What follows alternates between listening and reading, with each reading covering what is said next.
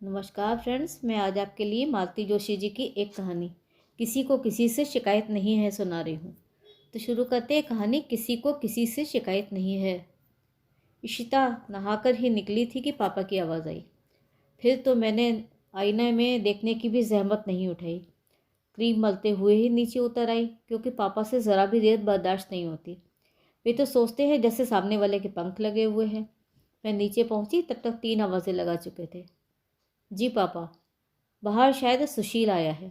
मैंने अभी अभी उसकी बाइक की आवाज़ सुनी है। जी कहकर मैं बाहर जाने को मुड़ी ही तो झल्लाए, पहले पूरी बात तो सुन लिया करो। मैं ठिठक कर वहीं खड़ी हो गई। देखो, उसे ज़रा जल्दी रवाना कर दो। We have no time to waste today. और सुनो, एक बार फिर उन्होंने मुझे अधबीच में ही रोक लिया।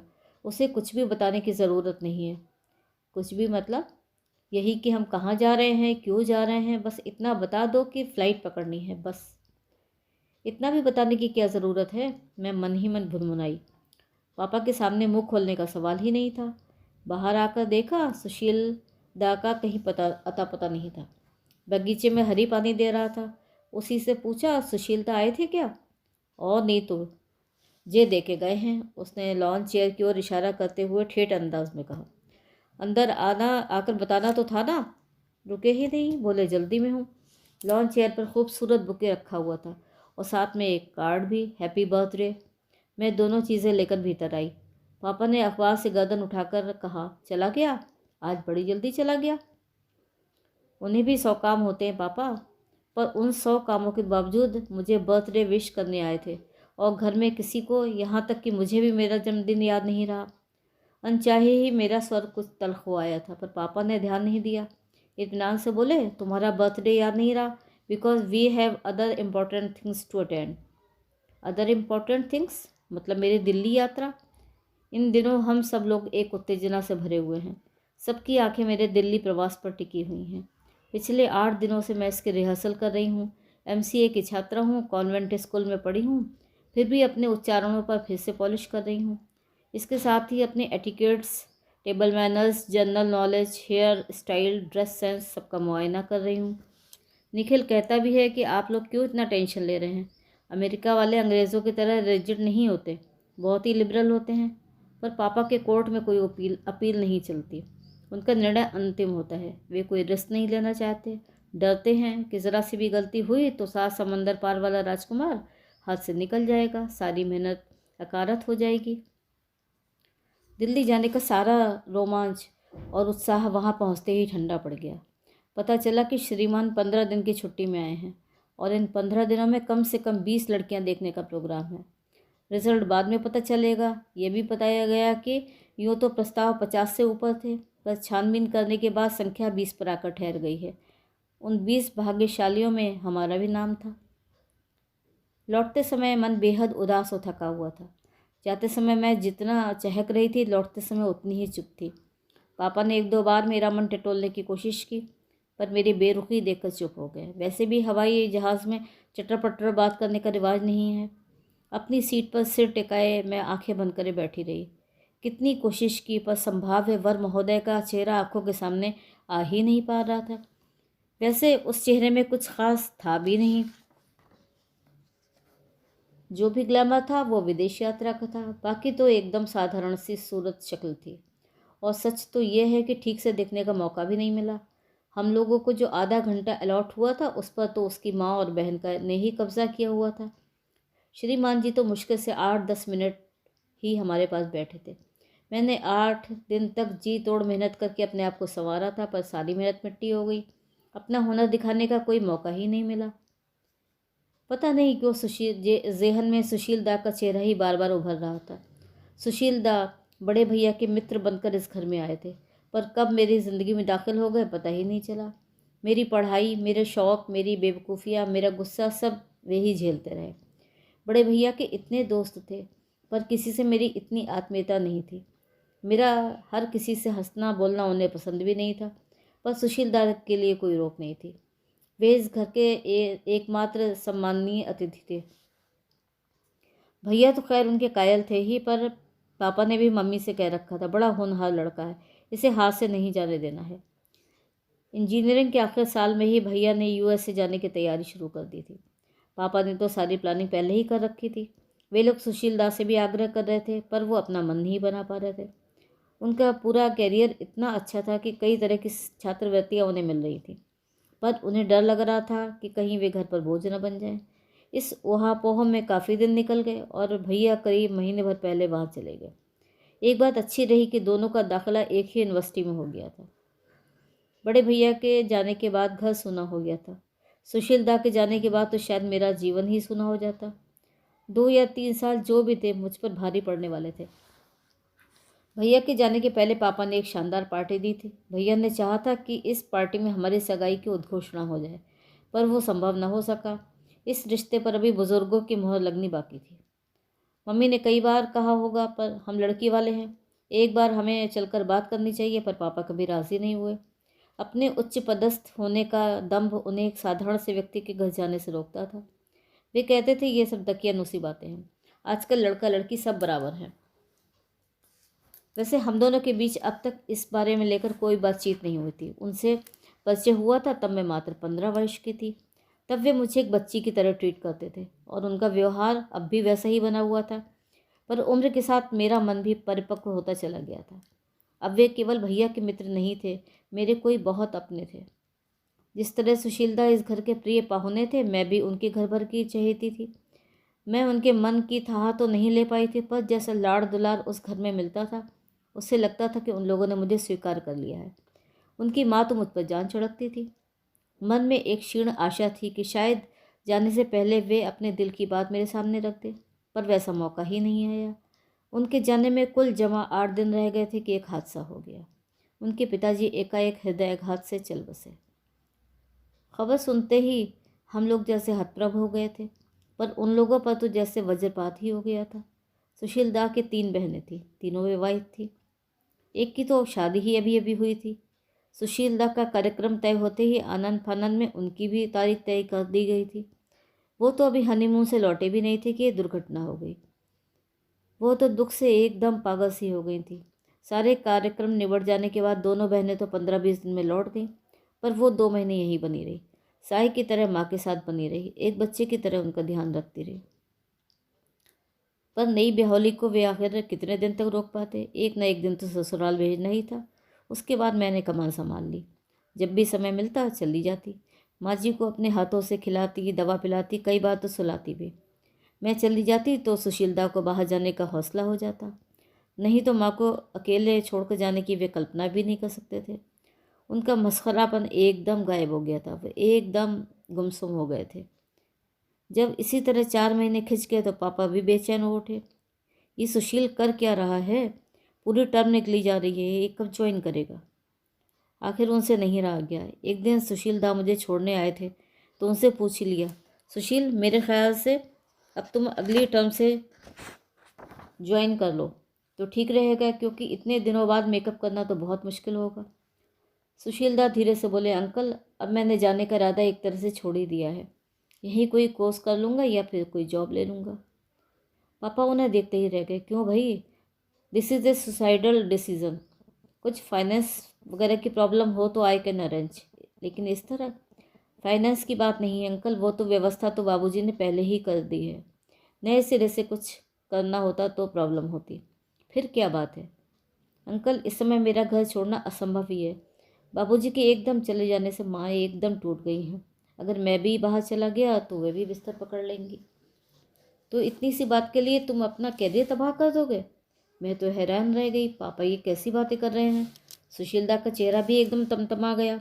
बड़े ही तल्ख अंदाज में बोले, ये इतनी सी बात नहीं है अंकल, मेरी माँ की ज़िंदगी का सवाल है। पापा को भी शायद तब तक अपनी गलती का एहसास हो गया था। बोले, सॉरी, मैं शायद अपनी बात ठीक से नहीं कह पाया। मेरा मतलब ये था कि ये कोई इतनी बड़ी समस्या नहीं है। तुम्हारी 3 बहनें हैं, वे लोग बारी बारी से माँ के पास आकर रुक सकती हैं, या वे भी बीच बीच में उन लोगों के पास जा सकती हैं। मुश्किल से 2-3 साल की बात है, फिर एक बार वहाँ जॉब लेकर तुम अच्छे से सेटल हो जाओ तो माँ को भी बुला लेना। मेरी तीनों बहनें शादीशुदा हैं सर, वे अपनी घर गृहस्थी छोड़कर कितने दिन आकर रह पाएंगी। बड़ी दोनों तो जॉब में भी हैं, और माँ तो उनकी ससुराल में जाकर कभी नहीं रहेंगी, भले ही उन्हें यहाँ अकेला रहना पड़े। और वहाँ सेटल होने का तो मेरा इरादा कभी भी नहीं था।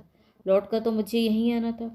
पढ़ाई के बाद यहीं जॉब ढूंढना था, सो अब भी ढूंढ सकता हूँ। पढ़ना चाहूँ तो यहाँ भी बहुत स्कोप है। बस विदेश का ग्लैमर नहीं है, और उस ग्लैमर का मोह तो मुझे कभी रहा ही नहीं। पापा उन्हें ऐसे देखते रह गए जैसे पहली बार देख रहे हों। उसके बाद वाले 2-4 दिन बेहद ख़राब गुजरे। मेरा मूड बेतरह उखड़ गया था। सुशीलदा पर बेहद गुस्सा आ रहा था। इतना बड़ा निर्णय ले लिया और मुझसे पूछा तक नहीं। क्या सचमुच उन्हें मुझसे कोई सरोकार नहीं? मैं ही पागल की तरह उन्हें मन दे बैठी हूँ। लग रहा था जैसे किसी ने मुझे ऊंचे पहाड़ से नीचे खाई में ढकेल दिया हो। समझ में ही नहीं आ रहा था कि क्या करूँ। और फिर एक दिन पापा ने मुझे अपनी स्टडी में बुलवाया और गंभीर स्वर में पूछा, Ishita, are you serious about this fellow? Which fellow? यही मिस्टर सुशील। मेरा मतलब है कि तुम्हारा अफेयर जेन्युइन है या? मेरा आहत अभिमान एकदम फुफकार उठा था। वॉट अफेयर पापा? He is just a friend, a family friend. बचपन से घर आते रहे हैं, इसलिए थोड़े क्लोज हैं बस। सच कह रही हो? एब्सोल्युटली पापा। तो तुम्हारे लिए लड़के देखना शुरू करूं? मैं चाहता हूं तुम्हारा फाइनल होते होते तुम्हारी शादी भी सेटल हो जाए। फिर मैं इत्मीनान से निखिल को देखूंगा। तुम्हारी मम्मी कह रही थी कि एक बार सुशील से के लिए पूछ लो, इसीलिए पूछ लिया। तुम्हें कोई इंटरेस्ट नहीं है? Then it is all right. और फिर पापा ने ज़ोर शोर से वर्ष संशोधन अभियान प्रारंभ कर दिया। शर्त यह थी लड़का NRI हो, या फिर वो डॉक्टर, इंजीनियर, वकील, प्रोफेसर, कुछ भी हो। और ये दिल्ली प्रवास इस अभियान की पहली किश्त थी। लौट कर आई तो मन अजीब सी मनस्थिति में था। न घर में मन लग रहा था, न कॉलेज जाने का मन हो रहा था। 24 घंटे कान दिल्ली वालों के फ़ोन पर लगे हुए थे। इतनी व्यग्रता से तो मैंने आज तक किसी रिजल्ट की प्रतीक्षा नहीं की थी। इस बीच सुशीलदा वाला बुके मेरे कमरे में अनाहत सा पड़ा रहा। एक दिन झाड़ू लगाते हुए हरी ने कहा, जे फूल अब गंधाने लगे हैं, फेंक दें? अब मुझे उनका ध्यान आया। मैंने धीरे से कार्ड निकाल लिया और फूल जाने दिए। उस शाम पता नहीं क्या सोचकर मैं उनके घर चली गई। वे घर पर नहीं थे। इस बीच उन्हें कोई जॉब मिल गया था। माँ जी घर पर अकेली थी।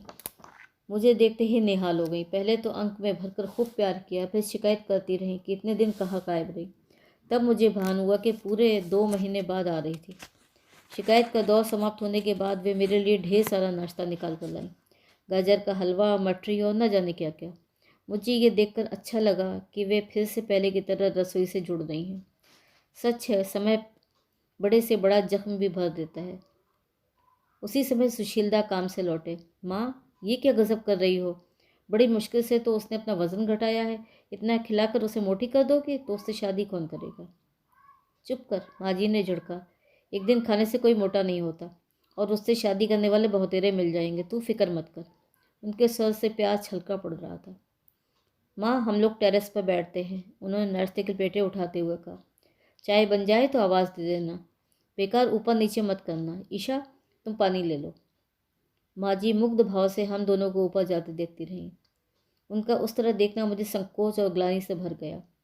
और सुनाइए, आज इधर कैसे कृपा की? उन्होंने एक व्यंग उछाला। बस ऐसे ही। उस दिन आप जन्मदिन की बधाई देने आए थे और रुके भी नहीं। आपका धन्यवाद ड्यू था ना। क्या उस दिन मेरा रुकना ठीक होता? मैं कुछ नहीं बोली। मैं तो हमेशा की तरह बिंदास चला आया था। घंटी भी नहीं बजाई थी। पर्दे की ओर से मैंने अंकल की बात सुन ली थी। फिर रुकना बेमानी लगा। दरअसल हम लोग ज़रा जल्दी में थे, फ्लाइट पकड़नी थी। ये बात मुझसे कही जाती तो मैं बुरा थोड़ी ही मानता। पापा इस बात को पब्लिक नहीं करना चाहते थे। मुझसे कहने से बात पब्लिक हो जाती। अब तो यह पूछने में भी डर लगेगा कि उस दिन कहाँ जा रही थी। आपसे क्या छिपाना? दिल्ली का एक प्रपोज़ल था, उसी सिलसिले में जा रहे थे। फिर बात बनी।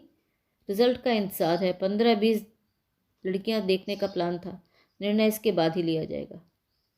ईशा, तुम्हें यह अपमानजनक नहीं लगता? और उपाय भी क्या है? कुछ पाने के लिए कुछ खोना भी पड़ता है। अपना आत्मसम्मान भी, अस्मिता भी। हाँ, आत्मसम्मान भी। सपना जितना बड़ा होता है, कीमत भी उतनी ही बड़ी चुकानी पड़ती है।